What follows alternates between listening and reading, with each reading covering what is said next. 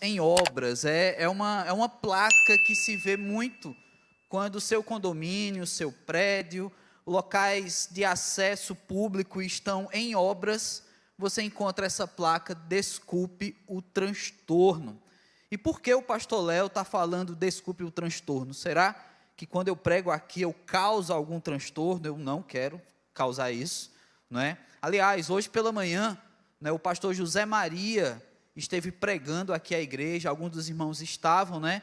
E ele mencionou, as pessoas disseram: pastor Léo, o pastor Zé Maria citou o seu nome, o pastor Zé Maria lhe homenageou, o pastor Zé Maria lembrou de você, né? E quando você pensa que alguém orando por você, intercedendo pela sua vida, é porque ele foi falar de Zaqueu, não é?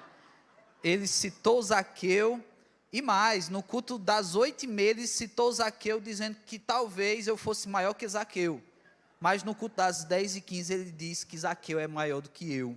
Zaqueu cresceu de um culto para o outro, né? E aí as pessoas: pastor, e vai ficar assim? Não, irmãos, eu não vou dar uma resposta. Ele fez isso na minha ausência, eu não faria isso na ausência do pastor José Maria. Eu não teria a mínima coragem de falar com um homem centenário, qualquer que seja piada, qualquer coisa.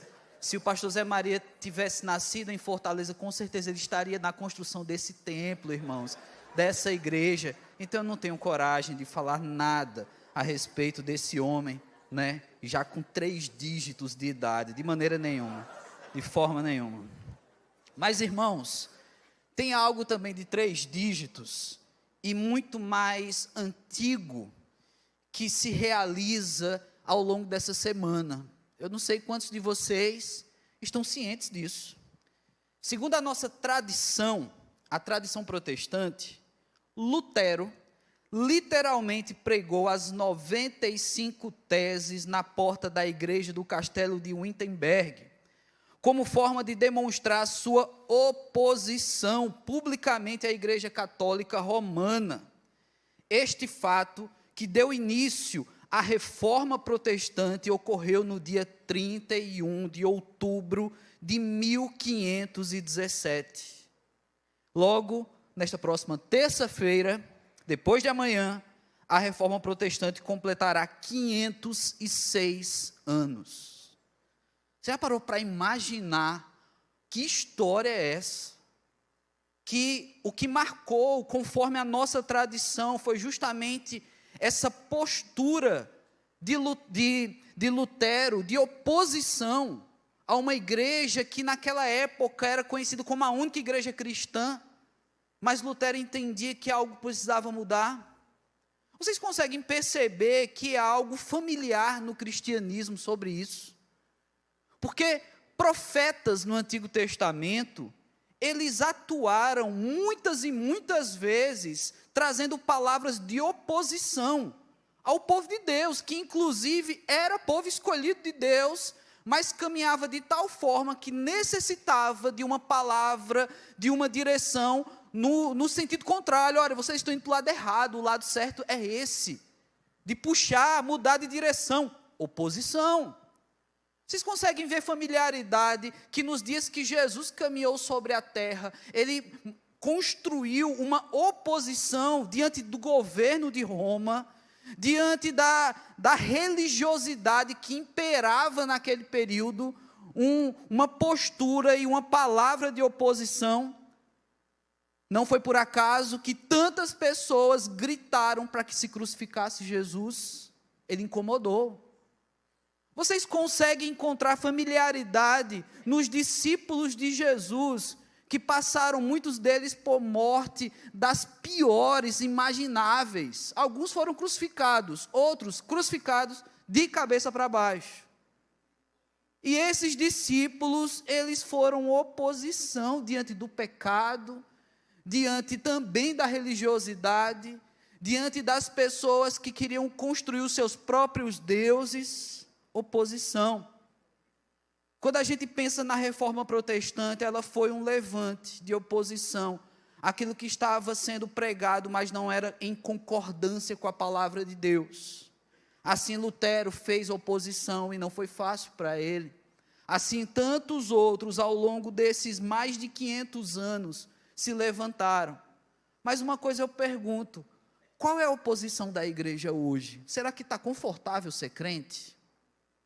Será mesmo que uma reforma que se iniciou há 506 anos, ela já acabou?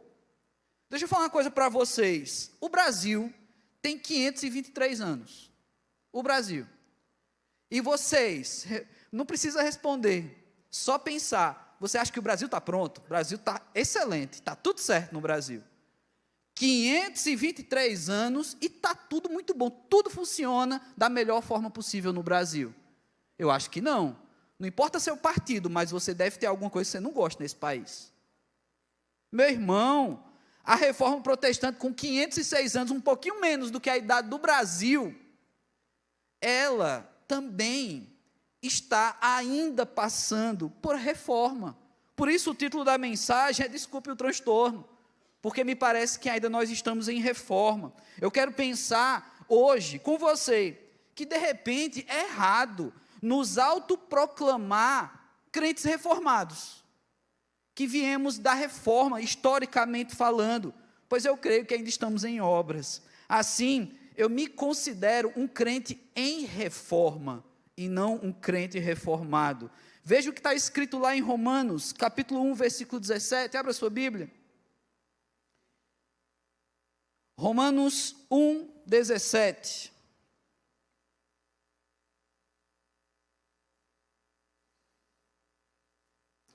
E mantenha a sua Bíblia, porque o texto da mensagem está bem pertinho aí, então vai ser fácil de você chegar lá. Romanos, capítulo 1, versículo 17, está escrito: visto que a justiça de Deus se revela no Evangelho, de fé em fé, como está escrito, o justo viverá pela fé. Meus irmãos, esse versículo 17, eu quero ressaltar que inicialmente aqui duas expressões. Esse versículo aqui, ele foi um dos agentes que promoveu transformação no coração dos reformadores. Lutero, ele citava esse versículo. Muitos que seguiam Lutero, que seguiram pós-Lutero, eles diziam e lembravam que a reforma protestante é tratado a partir do entendimento de que o justo viverá pela fé e de que era necessário que a palavra de Deus alcançasse a todos, para que assim houvesse fé, para que assim, através da fé, houvesse vida. Mas esse versículo 17, que é esse lembrado sempre na reforma protestante, com certeza muitos de vocês, no dia 31, vai receber nos seus grupos de WhatsApp mensagens sobre a reforma protestante, e entre essas mensagens carregará esse versículo, ou pelo menos essa segunda parte do versículo: o justo viverá pela fé. Isso é a marca mesmo da nossa reforma protestante. Mas esse versículo em específico, essas expressões que ele traz, que marcam a minha vida também, ele diz que Deus, ou melhor, a justiça de Deus se revela. É uma forma de descoberta. A justiça de Deus, ela vai se mostrando. Isso acontece de forma progressiva, ela vai se revelando. Você vai conhecendo cada vez mais. Eu tenho certeza, meu irmão, que se eu sentar contigo numa cafeteria, você pagando o café para mim, nós vamos ter um diálogo sobre a Bíblia, onde você vai dizer: pastor, eu já li esse versículo aqui, mas outro dia eu li de novo e eu vi outra coisa. Deus se revelando. Ou então um texto que você já dominava, já conhecia, talvez de um livro da Bíblia que você mais goste, e de repente, através de uma palavra, você viu uma outra perspectiva. Deus se revelando. Isso acontece, mas tem mais. Esse versículo aqui, ele deixa claro que não apenas a justiça de Deus se revela, e isso é de forma progressiva, mas ele esclarece que é assim que acontece, quando ele fala de fé em fé, de fé sobre fé. É assim que a nossa vida tem que ser pautada, de fé em fé. A ideia filosófica por trás dessa construção literária em que Paulo traz aqui, escrevendo aos Romanos, é que de fé em fé, meu irmão, significa que a nossa construção, na nossa caminhada, é como um degrau. Então, cada degrau é uma fé. Cada fé é uma postura. Cada subida de fé, nós aprendemos um pouco mais sobre Deus. Mas isso também significa que de fé em fé, muitas vezes as lições serão dolorosas. Muitas vezes Deus vai mostrar e vai se revelar por meio de tempestades, por meio de desertos, e assim o crente vai de fé em fé. Eu e você, meu irmão, eu tenho certeza que a fé que você tem hoje, um compêndio de informações, de práticas religiosas, é diferente do que você tinha há 10 anos atrás. A começar pelas canções, você hoje canta músicas que você não cantava há 10 anos atrás. Alguns sentem falta das músicas antigas, outros gostam mais das músicas novas, mas isso corresponde também à nossa dinâmica de fé. E assim nós vivemos de fé em fé. Se nós assim devemos viver, se a nossa fé ela está colocada como uma relação progressiva na nossa caminhada, eu reforço a ideia de que nós somos crentes em reforma. Nós estamos sempre reformando alguma coisa. Sabe, quando eu estava preparando essa mensagem, eu pensei em um dos títulos, ao invés de Desculpe o Transtorno, eu pensei em colocar algo relacionado à harmonização, né? Porque está tão na moda hoje as pessoas fazendo harmonização, mas tem umas harmonizações que as pessoas ficam tão feias, né, tão estranhas, que eu disse, não, eu não quero pensar que a gente está crente em reforma e a gente está ficando estranho. Apesar que existem evangélicos estranhos, não é? Mas eu não queria que a gente pensasse sobre isso.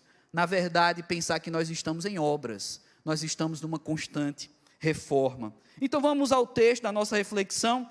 Como eu falei, ele estaria bem próximo. Na verdade, esse versículo 17 do capítulo 1 de Romanos, pela qual é o texto célebre, homenageado na Reforma Protestante, eu quero ler o contexto dele com vocês. Então volte. Versículos, a partir do versículo 8 do capítulo 1 de Romanos, é a base da nossa mensagem hoje, Romanos 1, de 8 a 16.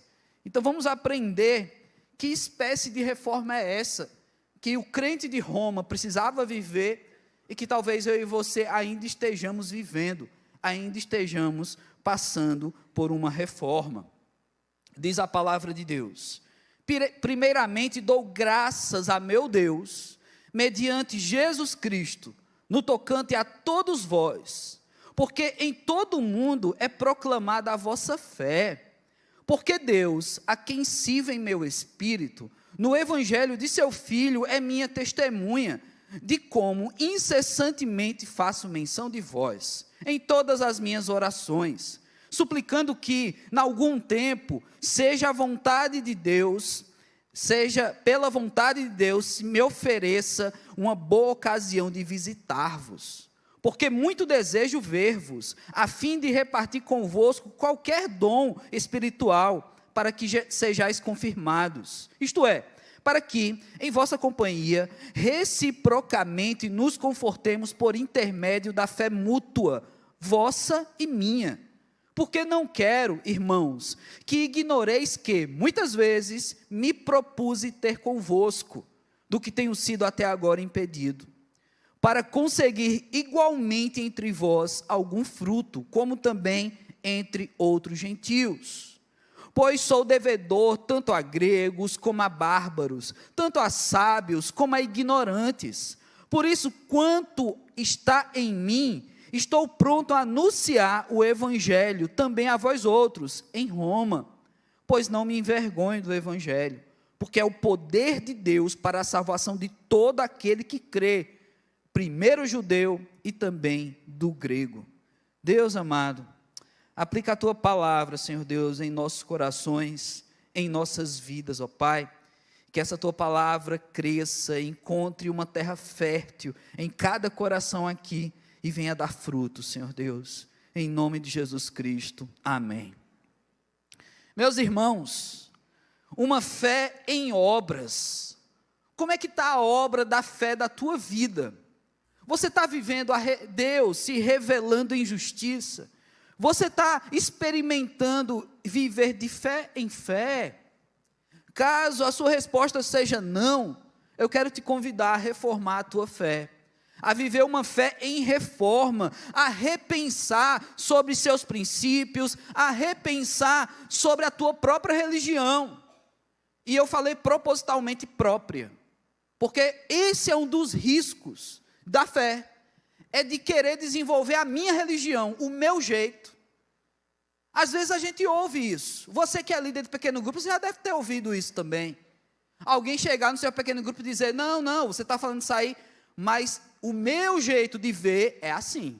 Não, meu irmão, mas a Bíblia está dizendo assim. Não, mas o meu jeito é assim. É a sua religião. Isso é um grande risco. Porque, na verdade, nós vivemos uma religião. O que estamos fazendo aqui é uma prática religiosa, um culto. Ele tem um processo onde nós temos uma introdução, nós pensamos o culto, isso é religião. Mas nós não dependemos disso. Gente, não é o culto que salva. Não é estar aqui sentado que te salva. Você está aqui porque você foi salvo. Quem salva é Jesus Cristo, é o sangue de Jesus que tem poder para te salvar. Foi o ato da cruz, que foi o sacrifício totalitário para que você tenha vida e vida em abundância. Uma vez que eu sou salvo, participar do ambiente cultico, da religião, é crescimento, aí é um outro fator. Ou de repente você não se sente salvo, e você está buscando nesse ambiente, um ambiente que tem uma prática religiosa, uma salvação, uma tábua para se agarrar e não se afogar nesse mar do pecado. Então seja bem-vindo também. Esse é um lugar também para você ouvir sobre salvação. Esse é um lugar para você aprender sobre Jesus. Para viver essa nossa fé, de fé, em crescimento, em uma constante reforma, a gente precisa aprender com esses aspectos que Paulo traz aqui, já nesse primeiro capítulo da carta aos Romanos.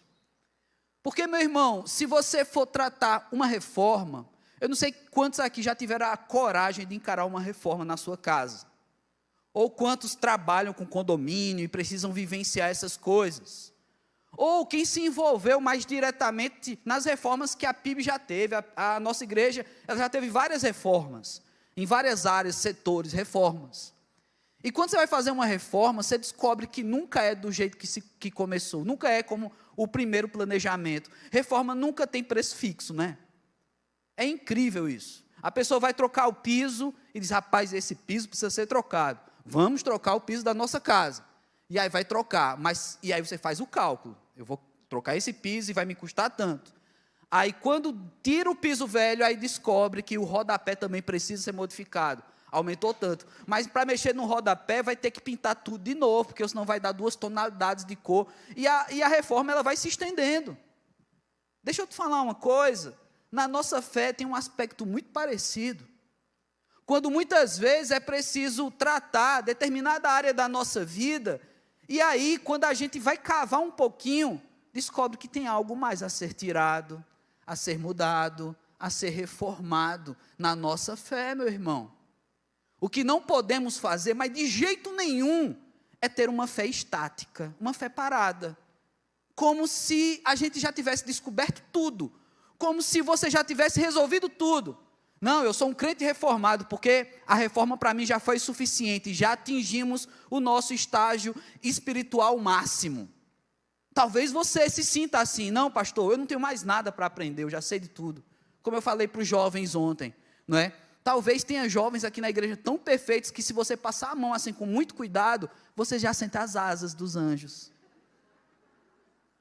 Sabe, deve ter alguém assim. Eu não sei como você sente, meu irmão, você já sabe tudo mesmo?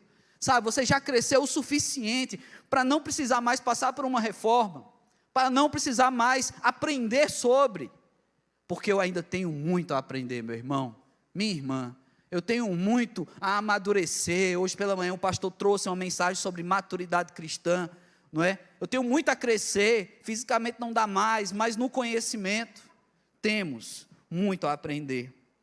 E nesse texto, abra e mantenha a sua Bíblia aberta, Romanos 1, a partir do versículo 8. Aqui dos versículos 8 ao versículo 10, aprendemos que necessitamos viver uma reforma que contagia. sabe?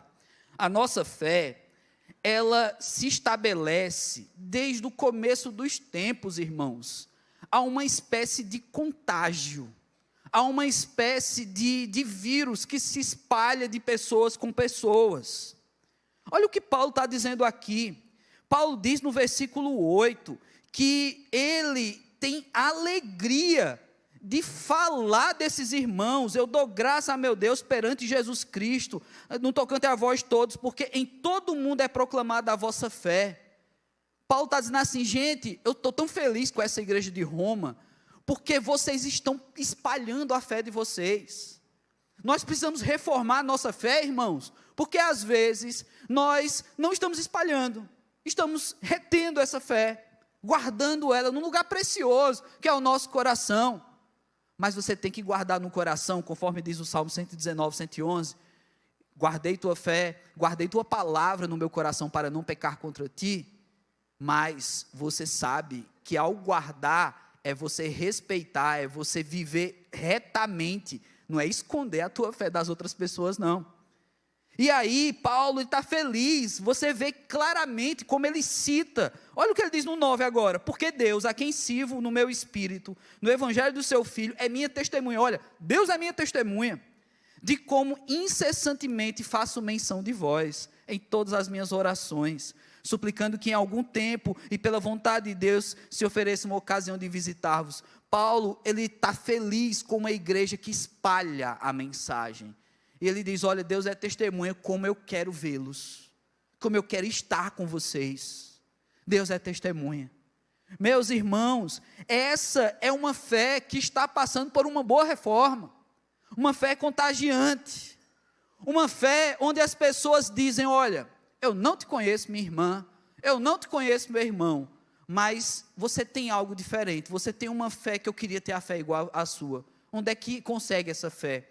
Onde é que eu compro essa fé? Onde é que eu aprendo sobre essa fé? As pessoas do mundo têm as suas linguagens, porque eles não entendem como é essa fé. E na verdade, essa fé, assim como os discípulos chegaram para Jesus e disseram, Senhor, aumenta a nossa fé, ela é um operar, um agir do próprio Deus em nós. Quando as pessoas descobrem que não é o nosso esforço que desenvolve fé, mas é o agir de Deus, é o Espírito Santo de Deus que desenvolve em nós, tira um peso das nossas costas, porque muita gente sofre na fé, na nossa caminhada, muita gente não passa por reformas como cristão, porque acha que tem que ter acima de tudo, ou conquistar, melhor dizendo, uma fé maravilhosa, sabe, tem que fazer a prova da fé e tirar 10 dessa prova, aí sim eu estou aprovado, aí sim eu vou crescer diante de Deus. Meu irmão, deixa eu te explicar uma coisa. No pré-vestibular, os nossos adolescentes, jovens, passam por muita ansiedade, estudando para passar no vestibular, no Enem. Eles têm professores que dão capacidade para eles estudarem, se prepararem cada vez mais, entenderem o mecanismo da prova, para tentar gabaritar uma prova do Enem. É muito difícil, mas tem gente que consegue. E a maioria das vezes, quando um jovem consegue, ele se lembra, olha, eu quero agradecer meu professor, porque ele fez parte disso. Deixa eu te falar uma coisa, na fé, o nosso professor está com a gente o tempo todo. O nosso professor está o tempo todo nos inspirando, nos ensinando, dizendo, olha, não é por aqui não. O nosso professor é Deus, ele que deixou o livro, a mensagem, a palavra. O nosso professor, ele não deixa o substituto, gente. Pastor não é professor substituto de Deus. Pastor é um irmão igual você, em que Deus me dá tempo para estudar, para trazer uma mensagem para você, enquanto durante a semana eu estou estudando, me preparando e atendendo, você está trabalhando, para no fim de semana a gente conversar sobre essa palavra. Mas eu não sou professor substituto de Deus, o professor é Deus, continua sendo Ele. E quando nos falta capacidade, ou melhor, como o jovem aluno que esquece da aula que o professor deu de pré-vestibular, para o Enem, deixa eu te falar uma coisa, a Bíblia diz que o Espírito Santo está em nós, ele nos faz lembrar, o Espírito Santo, ele nos ensina, o Espírito Santo, ele nos orienta, o professor continua conosco, irmãos. Somos crentes em reforma porque nós somos aqueles que estão carregando esses ensinos diários. Mas se permita aprender. Existe aluno e aluno, não é? Existe aluno bom, aluno difícil. Existe aluno e aluno. Quem é professor aqui, quando vê essas crianças se formando aqui para ir para o culto na linguagem delas, quem é professor, quem tem essa visão mais apurada em relação às crianças, dá uma olhadinha nas crianças e já vê, essa ali dá trabalho, essa ali dá trabalho. Tem todo tipo de aluno, irmãos. Tem todo tipo de aluno. Que aluno é você nessa escola da fé? Que aluno é você? A nossa Bíblia, a palavra de Deus, ela tem deixado claro histórias de povo de Deus, do Antigo e do Novo Testamento, que receberam uma mensagem e levaram essa mensagem. Eles têm um papel de ser como carteiros, como entregadores. O entregador, a importância dele é só levar, é fazer o trânsito da mensagem, é só ser um canal dessa mensagem. Mas o que importa é a mensagem, o que importa é o conteúdo. Paulo está feliz, meus irmãos, com a igreja de Roma, pelo menos no início aqui, porque ele sabe que essa igreja, ela contagia. Então, se a primeira igreja batista de Fortaleza se considera uma igreja em reforma, que está passando por ajustes de Deus, se você se considera, mesmo que a reforma protestante tenha apenas, ou vá fazer apenas nessa terça, 506 anos, você considere que ainda tem muita coisa que a gente precisa melhorar? Pois é, meu irmão, uma delas é termos uma fé que contagia. Precisamos contagiar, sabe? Uma fé morta é uma fé que simplesmente encontrou em você um sepultamento. Você aprendeu sobre Jesus, conheceu a Jesus e esse conhecimento morreu em você. Não, meu irmão, vamos ressuscitar essa sua fé. Vamos reformar essa fé. A nossa fé, ela precisa contagiar. Ela não deve parar em nós. Os versículos 11 ao versículo 13, aprendemos mais algo sobre uma fé em reforma. Aqui, a fé em reforma, conforme as palavras de Paulo nos esclarece, é uma fé que serve, e não apenas serve, mas gera frutos. Paulo, ele vai deixar claro que o desejo do coração dele é não visitar essa igreja para ver como é que ela está. Ah, que igreja linda, que igreja legal, os irmãos estão se convertendo. Paulo diz no versículo 11, que o desejo dele em visitar essa igreja é para repartir dons espirituais. É para repartir esses dons, para que os crentes se confirmem, sejam confirmados. Para que na companhia dos crentes dessa igreja, exista uma reciprocidade a respeito da fé. Uns ajudando outros a crescerem. Meu irmão, uma reforma na nossa vida, na nossa igreja, na nossa fé, ser um crente em constante reforma, é lembrar que nós estamos aqui também para servir. E eu falo também, porque eu considero também que nós estamos aqui para ser servidos, isso é bom. Mas, enquanto somos servidos, estamos servindo também. E a coisa se ajusta, e o relacionamento se adequa. Quando a pessoa está na posição de tão somente ser servido, os relacionamentos serão muito restritos. Porque o relacionamento de uma pessoa que apenas quer ser servida, é um relacionamento que, por interesse, se estabelece. Se eu estou aqui apenas para ser servido, eu vou me aproximar de você se você tem algo para me dar. Se você está aqui me servindo. Mas se você quer algo de mim, e o meu coração é de alguém que quer ser servido, eu não quero ter amizade com você. A igreja é uma família, irmãos. É onde existe um ambiente, onde nós temos a chance de estabelecer cooperatividade, de ajudar uns aos outros, de caminhar uns com os outros, de orar uns pelos outros. Não é por acaso que no ministério de Jesus, nos 4 evangelhos, você vai encontrar dezenas de mandamentos recíprocos.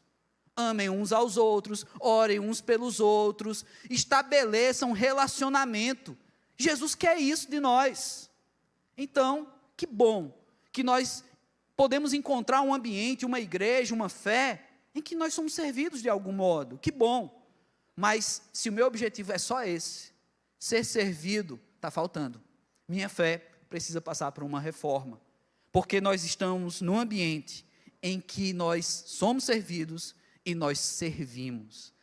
E o legal desse ambiente de mutualidade é que muitas vezes acontece de forma simultânea.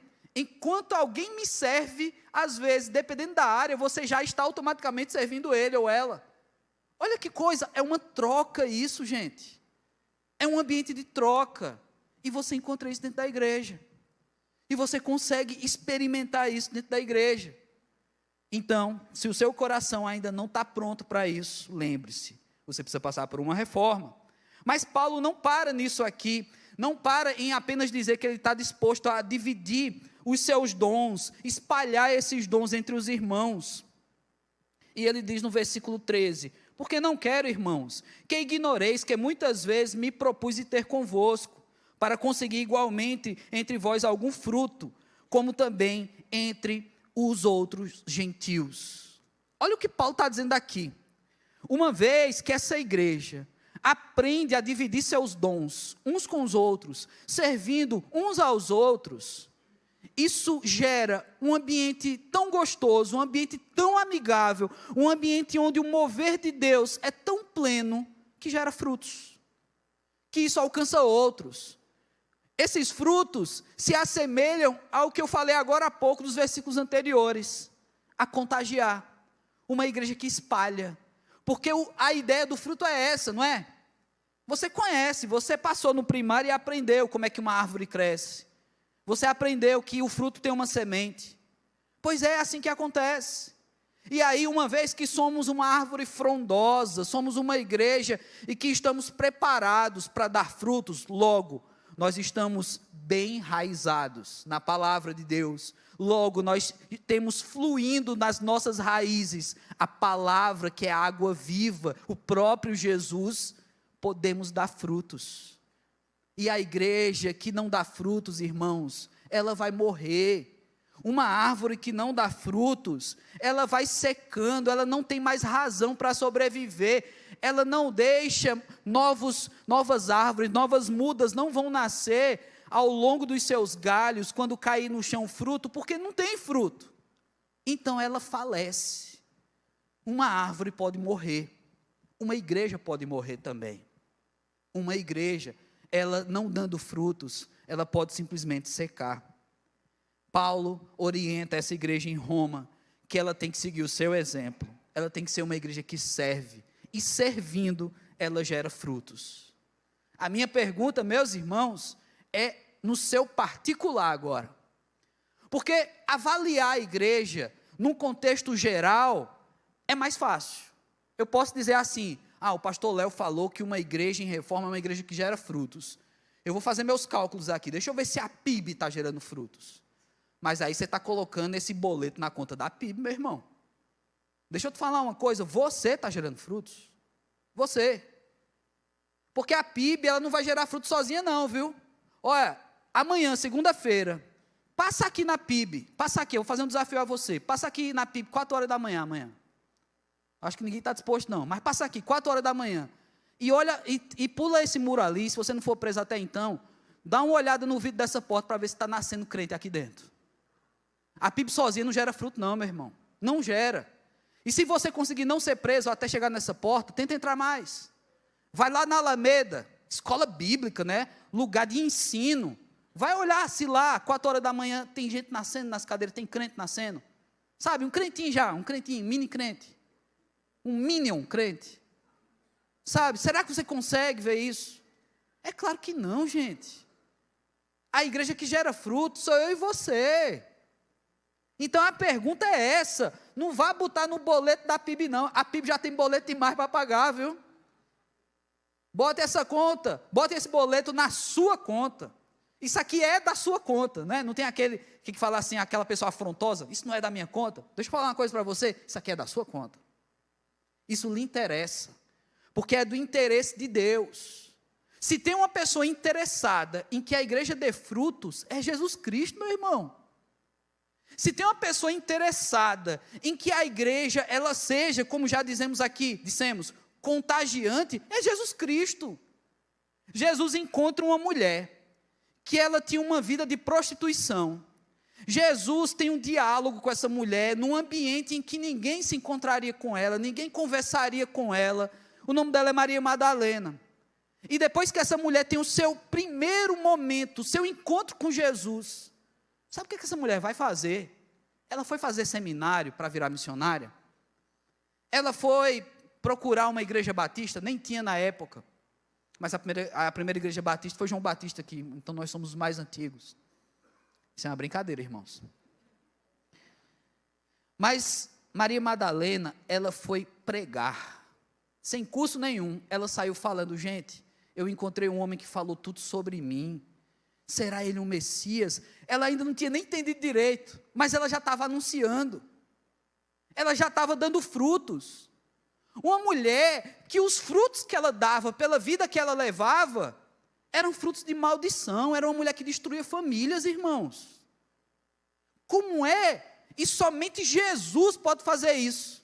Ele converte uma vida que o fruto é fruto podre, frutos de maldição, para uma mulher que está gerando frutos de vida e vida eterna. Só Jesus faz isso. E talvez você tenha um passado negro também, talvez você nem tenha nascido na igreja, mas não importa, gente, o que foi para trás. As coisas velhas se passaram e eis que tudo se faz novo. O que importa é saber, você está dando frutos, você está gerando frutos, você está servindo uns aos outros. Nos versículos 14 e 15, Paulo tem algo a nos dizer também aqui, a respeito de uma fé em reforma, irmãos. É uma fé devedora, é uma fé que assume responsabilidade. Olha o que ele diz: pois sou devedor tanto a gregos como a bárbaros, tanto a sábios como a ignorantes. Olha isso. Isso aqui é um dos agentes mobilizadores da reforma protestante, esse texto, porque um dos pontos em que Lutero percebia no seu tempo era que a igreja era restritiva. Ela sequer pregava a língua do povo, ela sequer distribuía livros, a Bíblia Sagrada, traduzida numa linguagem que o povo podia entender. Então, um dos pilares da reforma protestante foi levar a Bíblia a todos, traduzir a Bíblia em outras línguas, criar uma maneira da gente produzir a Bíblia. E vocês sabem que foi através da reforma protestante que se desenvolveu tecnologias para imprimir centenas e centenas de páginas. Fomos nós os protestantes. Para quê? Para que essa palavra chegue a outros. Então Paulo, ele diz, gente, diz para essa igreja em Roma, eu devo a todo mundo. Eu tenho uma dívida, e não importa quem seja, não importa a sua nacionalidade, não importa a sua religiosidade. Paulo dá aqui alguns poucos exemplos de pessoas díspares, de realidades diferentes, gregos e bárbaros. O grego, ele tinha aquele convencimento de que o grego ele tinha sabedoria, ele conhecia a filosofia. Os bárbaros, eles só queriam guerra, queriam ocupar, destruir, eles mal sabiam falar. Então ele coloca pessoas díspares aqui, tanto sábios como ignorantes. Não importa quanto tempo você tem, quantas faculdades você já fez. O que Paulo está dizendo é que ele tem uma dívida com gente. Ele deve às pessoas. Mas o que é que Paulo deve, gente? O que é que Paulo deve? Quando você vai olhar a história de Paulo, lá em Atos, você vê que ele era um sujeito, um soldado romano, um líder. Você vê que ele cumpria bem o seu trabalho como soldado romano, que fazia muito mal aos cristãos, inclusive, por cumprir bem o seu trabalho para Roma. Mas Paulo se converte, Paulo muda de vida. E nessas alturas do campeonato aqui, me perdoe, falar de campeonato é perigoso para o pessoal que torce por Fortaleza.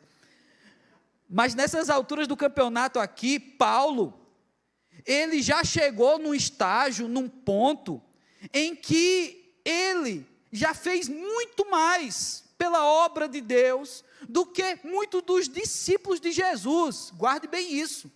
daqueles que estiveram com Jesus, caminharam 3 anos com Jesus, seguiram Jesus, viram Jesus realizando milagres, estiveram com Jesus e viram Jesus caminhar sobre as águas, viram Jesus ressuscitar Lázaro, viram Jesus ressuscitar uma menina, gente que estava de perto das cenas mais maravilhosas que nós poderíamos ter visto em nossa vida, ver Jesus fazendo milagres. Gente que viu Jesus, muitos deles não fizeram tanto quanto Paulo fez. Paulo plantou centenas de igrejas. Paulo é autor de 2 textos do nosso Novo Testamento, gente. Esse cara. E esse ser humano aqui está dizendo que é devedor. Ele deve a quem? A quem ele deve? Quem foi que pagou para ele um salário tão alto para ele se achar devedor? E você já sabe essa resposta. Foi Jesus. Jesus quem pagou o alto preço. E Paulo se sente pressionado por uma fé que está em reforma, porque ele sabe que não é direito dele escolher a quem pregar. Ele sabe que não é direito dele pregar só para gregos, só para bárbaros, ou pregar somente para os judeus, como tinha discípulo de Jesus que só queria pregar para judeus. Paulo sabe que ele não deveria ter uma escolha, não, essa pessoa tem mais capacidade de entender a mensagem da cruz, então eu vou escolher ela. Ele fala tanto a sábios quanto a ignorantes, não importa. Paulo tem dívida com vidas. E gente, será que nós também não temos? Porque aquele mesmo que pagou um alto preço pela salvação de Paulo, é quem paga um alto preço pela tua salvação, pela minha salvação. É o mesmo. Então, se Paulo deve, meu irmão, se Paulo, plantador de igreja, fez centenas de milhares de filhos na fé, trabalhou em prol do evangelho e morreu em prol do evangelho, tem dívida para pagar, meu irmão, quantas igrejas você plantou? Quantos filhos da fé você fez? Você está pagando o quê por causa do evangelho? Você já foi preso por causa do evangelho? Então, pelos meus cálculos, e eu não sou formado em contabilidade, mas pelos meus cálculos, a minha e a sua dívida é maior que a de Paulo. A gente deve mais. Então, uma fé em reforma é uma fé devedora, sabe? Você talvez vai sair daqui hoje preocupado, rapaz, eu já tenho conta para pagar, mas eu vou sair do culto hoje devendo muito mais. Pastor Léo me deixou preocupado. Eu já entrei na igreja endividado, esperando que acontecesse alguma coisa, e estou saindo mais endividado ainda. Pois é, meu irmão, é juro sobre juro, viu? É desse jeito com a Bíblia. Uma reforma, uma fé em reforma, é uma fé devedora. E por último, versículo 16, aprendemos com Paulo, que uma fé em reforma é uma fé sem vergonha. É uma fé sem nenhuma vergonha. Eu amo esse texto, pois não me envergonho do Evangelho, porque é poder de Deus para a salvação de todo aquele que nele crê, primeiro o judeu e também o grego. Todos podem e são alcançados por esse poder, e ele não se envergonha disso.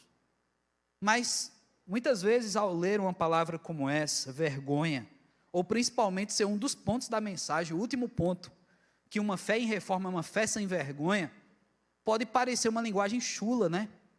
Mas a Bíblia ela traz isso em vários aspectos, e eu quero falar para vocês. O mesmo Paulo que escreveu essa carta aos Romanos, ele também escreveu uma carta a um dos seus filhos na fé, Timóteo. E em 2 Timóteo, capítulo 1, versículo 8, ele disse o seguinte: não te envergonhes, portanto, do testemunho do nosso Senhor, nem do seu encarcerado, que sou eu. Paulo estava preso aqui, hein? Pelo contrário, participa comigo dos sofrimentos a favor do Evangelho, segundo o poder de Deus. Não te envergonhes, não se omita, não se cale. Aqui não é sobre timidez, meu irmão. Tem mais. Marcos, capítulo 8, versículo 38.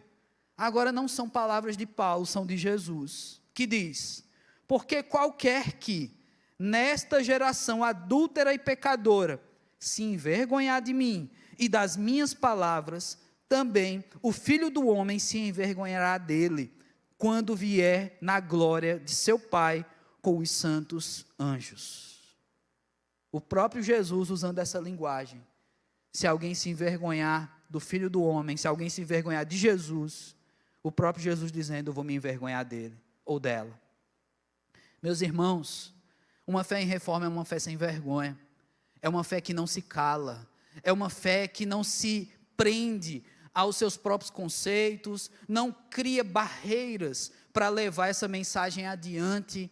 É uma fé em reforma, é uma fé que precisa passar por essa reforma. Em reformas, muitas vezes é preciso derrubar muros. Em reforma, muitas vezes, para fazer o novo, é preciso ir até o alicerce e desfazer tudo para começar tudo outra vez. É por isso que a reforma dá tanto trabalho. Meu irmão, minha irmã, talvez a gente precise passar por uma gigante reforma na nossa fé. Talvez até alicerces da nossa vida precisam ser abalados. Precisam passar por um bom e grande trabalho de derrubar tudo e fazer tudo outra vez. E deixa eu te falar uma coisa, não fique triste se você se considera um desses, porque o nosso Deus é especialista em construir. O nosso Deus é especialista em fazer nova todas as coisas. Esse é o nosso Deus. É um Deus que constrói. É um Deus que estabelece princípios que são basilares, ou seja, eles dão para nós segurança. Eles dão para nós alicerces necessários para não ser derrubados. Meu irmão, na tua caminhada, minha irmã, em algum momento você já teve a sua fé derrubada? Em algum momento você repensou sobre sua fé? Se você realmente crê em Jesus, se está valendo a pena acreditar em tudo isso que a gente prega, canta aqui, se você já passou por isso, é porque em algum momento sua fé precisou passar por uma reforma. Algo precisou ser derrubado ali. Mas deixa eu te falar uma coisa, tem gente que não consegue sair da reforma. Ou melhor, não consegue sair dos destroços da reforma. Não consegue se permitir ser reconstruído por Deus. Então eu quero te falar, meu irmão, minha irmã, isso você não faz com as próprias mãos. Isso é fé. Lembra o que a gente falou do versículo 17 no começo do culto? De fé em fé. São degraus. Talvez você não seja pedreiro, ajudante de pedreiro, você não seja pintor, mas o nosso Deus é especialista em fazer essa casa ser totalmente outra. Sabe, em refazer e reconstruir. Jesus Cristo disse algo enigmático para os seus discípulos. Jesus disse, diante de toda uma multidão, e isso trouxe inclusive ira daqueles que não gostavam da mensagem de Jesus, que se ele fosse destruído, esse templo seria construído em 3 dias. As pessoas não entendiam naquela época o que seria isso. Como assim construir um templo em 3 dias? O templo de Jerusalém levou décadas para ser reconstruído depois da primeira destruição, e foi destruído de novo, e nunca mais foi reconstruído. Meus irmãos, o Jesus Cristo estava falando de si próprio. O templo é ele é a igreja. Uma vez que os homens acreditaram que conseguiram destruir Jesus, você sabe o que aconteceu em 3 dias. Jesus Cristo ressuscitou. Jesus Cristo vive. A igreja hoje continua de pé porque Jesus Cristo vive. Porque Ele é o nosso Senhor. Ele sabe o que é uma reconstrução. Ele sabe o que é uma vida derrubada sendo levantada. Jesus Cristo sabe em que estágio está a tua reforma, em que estágio está a tua fé. Talvez esteja em frangalhos, os tijolos tudo no chão. Meu irmão, deixa Jesus te construir, deixa essa obra acontecer. Sabe, você pode contar uns com os outros, os irmãos, somos igreja. Não é isso que Paulo está tratando aqui? Contagiar, levar a fé a outro, servir uns aos outros, ser ajudado, ajudar, gerar frutos. Tudo isso é processo nessa construção. O problema é quando eu não quero fazer parte dessa obra. O problema é quando eu sou um crente independente. Não, a minha obra é independente, pastor, minha fé é independente, tudo é independente. Meu irmão, deixa eu te falar uma coisa. Na nossa sociedade, a gente aprende a ser independente. O sonho de um adolescente é ser independente. Vai conversar com teu filho adolescente. O sonho dele é ser independente, comprar as próprias coisas. Não ter um pai ou uma mãe que diz, na volta a gente compra e nunca comprar. O sonho do adolescente é ser independente. O sonho do jovem é casar, ser independente. O sonho do adulto é ter sua independência financeira. Tem gente que sonha tanto em ser independente, que às vezes quer ser independente até da esposa ou do marido, e quer separar. Problema. Quer ser independente demais. Pois é, meu irmão. Só que tem gente que quer ser independente de Deus. E aí não tem como. Ah, não, já recebi de Deus tudo que eu precisava, agora eu vou viver na minha independência. Porque eu já tenho maturidade espiritual, eu já estou no nível que eu não preciso mais beber dessa água. Você vai ter sede, você vai definhar sem a água da vida, se você não beber dela. Nós somos dependentes, meu irmão, e como eu sou dependente de Deus. Deixa eu te falar mais, eu dependo de Deus, eu dependo de você, meu irmão, eu dependo de você, e não é só para pagar meu salário, não, eu dependo de você para ser crente, eu preciso de você, e você precisa de mim. Não tem uma musiquinha, né, que o pessoal aqui com 5 décadas cantava quando era adolescente? Eu preciso de você, você precisa de mim, nós precisamos de Cristo até o fim. Sem cessar, já tem gente se remexendo na cadeira. Não dance. Você está na igreja batista. Meu irmão, minha irmã, a gente precisa uns dos outros, é assim que a gente cresce, é assim que a gente amadurece, é assim que a gente se autoalimenta, supre as nossas necessidades.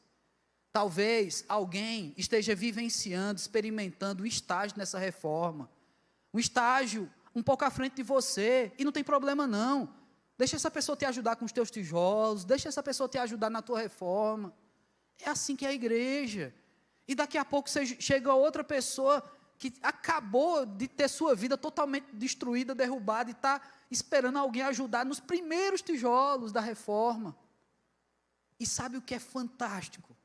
É que Deus tem poder para reformar cada uma das nossas vidas, por um simples ato de milagre, um agir de Deus. O fantástico nisso tudo, é que Deus quer usar a gente, Ele não precisa da gente para isso, mas Ele quer que a gente faça isso, e é por isso que quando Paulo escreve à igreja de Roma, ele deixa claro, que ele entende a importância dessa igreja, uma igreja que está em reforma, uma igreja que Paulo faz questão de falar para todo mundo que ela está anunciando Jesus Cristo, uma igreja que Paulo faz questão de dizer, eu quero ir até vocês, eu não estou conseguindo, mas eu quero ir até vocês porque eu quero distribuir dons, eu quero distribuir aquilo que Deus me deu para vocês, porque eu quero ver frutos, eu quero estar com vocês, para que vocês entendam que se a minha fé é devedora, vocês também devem, eu quero estar com vocês porque a nossa fé não pode ter vergonha, porque eu não me envergonho do Evangelho, e nenhum de vocês devem se envergonhar. Que Deus nos abençoe, meus irmãos, e que a reforma protestante seja uma data lembrada. A gente lembra de tantas datas, o Brasil tem feriados católicos, mas não tem feriados protestantes, e dizem que é um país laico, mas dia 31 de outubro, é dia da reforma protestante, guarde essa data, alguém, há 506 anos atrás, começou o que foi um movimento que gerou muita dor e sofrimento, para que essa Bíblia chegasse numa tradução que você pudesse ler, de repente no seu celular, a Bíblia impressa de papel, mas muita gente pagou preço por causa disso, e às vezes a gente nem reflete sobre, para que esse texto sagrado, para que essa mensagem que Paulo mandou à igreja de Roma, pudesse ser entendida por nós hoje, para que a gente continuasse em reforma. Então baixe sua cabeça, vamos juntos falar com Deus nessa hora. Se apresente diante de Deus, apresente a sua reforma, o seu prédio. Como é que está, meu irmão? Feche seu olho, de verdade. Eu queria que você tivesse um tempo com Deus agora, um tempo de reflexão, que você levasse seus pensamentos a Deus, e dissesse, Senhor, o que está acontecendo na minha vida, Senhor? Será mesmo que eu preciso de uma reforma total na minha fé? Será mesmo, Deus, que em algum momento eu abri mão dessa reforma, considerei meus ritos, minha religião, como algo já pronto, preparado? Fala com Deus, pergunta para Ele. Pergunta, de repente você já até sabe o que precisa ser reformado na tua vida. De repente você já até sabe o que a tua fé está carente de um processo de reforma de Deus. Fala com Deus. Mas se você não sabe, pergunta. Saiba que Deus é o maior interessado em reformar a nossa fé, meu irmão. Foi Deus que levantou Lutero, foi Deus que levantou Paulo, foi Deus, sempre foi Deus. E é Deus de quem nós dependemos nessa hora. É de Deus. E é graças a Deus que nós dependemos dele. Deus amado, encontra a tua igreja agora em oração, Senhor. Encontra o teu povo, ó Pai, que nessa hora está orando. E nesse momento, Senhor Deus, talvez já tenham descoberto o que na vida precisa passar por uma reforma. O que na vida a fé precisa encontrar um ponto de desenvolvimento. O que de repente foi deixado para trás no nosso crescimento espiritual e ficou na história. Deus amado, traz de volta. Oh Deus, de repente alguém que está aqui hoje, Senhor Deus, precisa ainda dos alicerces, do comecinho da obra, Deus. E o Senhor é especialista nisso. Teu filho Jesus é a rocha segura, Senhor. Então estabelece, ó Pai, o teu princípio nessa vida, Senhor Deus. Ó Pai, que essa obra não seja derrubada por ventos de doutrina, por incredulidade, Senhor Deus, mas que seja a obra do Senhor, seja uma reforma operada pelo Senhor, de tal modo que essas paredes são firmes, Senhor Deus, de tal modo que o habitar do teu Espírito esteja numa igreja, numa vida completa, uma vida ajustada para o teu louvor. Deus do céu, que a nossa igreja, que o teu povo aqui na primeira igreja, seja conhecido como essa igreja em Roma, uma igreja que anuncia, em que as pessoas lá fora ouvem falar do teu filho Jesus através de nós. Deus, reforma a nossa igreja, Pai, reforma a nossa igreja, Senhor Deus, para que cada vez mais entendamos o que é servir uns aos outros. Que se houver gente que está disposta a tão somente ser servido aqui, Senhor Deus, desperta esse coração, ó Pai, reforma a fé, reforma essa vida, Senhor Deus, reforma essa igreja para que ela dê frutos e continue dando frutos, que aquelas crianças que estão ouvindo a tua palavra agora, levem para outros, que essa igreja não morra, Senhor Deus, em nome de Jesus, ó Pai, reforma a tua igreja, Senhor Deus, para que ela tenha uma fé devedora, que cada crente dessa igreja, dessa comunidade, se compreenda como alguém que deve a outro, a respeito de Jesus Cristo, que o compromisso de proclamar a tua palavra, Deus, não seja compreendido como algo aqui do culto, mas seja do dia a dia de cada irmão meu aqui. Deus amado, reforma essa igreja, Pai, para que ela não se envergonhe do teu evangelho, porque sim, Deus, o teu evangelho é poder. Reforma nossas vidas, para que nossas vidas carreguem o teu poder, carregue o teu evangelho e anuncie, Senhor Deus, a quem quer que seja. Mas comece em nós essa obra, Deus. Começa aqui, hoje, agora, em nossas vidas, em nome de Jesus Cristo, amém.